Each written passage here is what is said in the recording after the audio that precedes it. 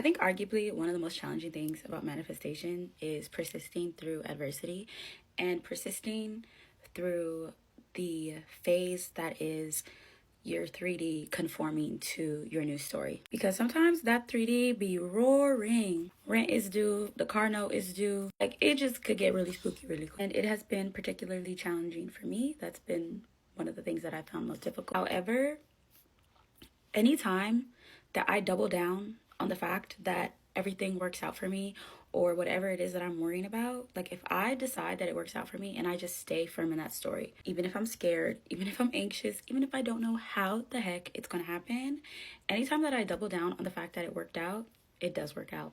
It's like hard, but it's imperative that you persist. I think that's why people stress like regulating your nervous system.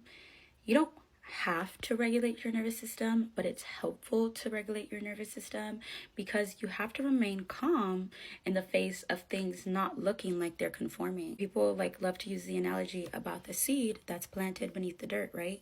You can't like dig it up every time that you're nervous that it's not growing, because then you just like stop the progress. And I don't even necessarily think that's exactly how manifestation works, but by you doubting that it's happening and like believing the doubt, you're giving power to the doubt. Does that make sense? So like, long story short really is you have to persist. And I don't know who needs to hear this. Sometimes it's me, and I might just look back at this video when I just need to be reminded that I need to persist, but persist, okay? Do not give your reality any other option but to give you what it is that you want or whatever you need. And I know you're like, girl, that's easier said than done. And you know, just like anything, manifestation takes practice. It takes practice. It's a muscle that you're learning to use.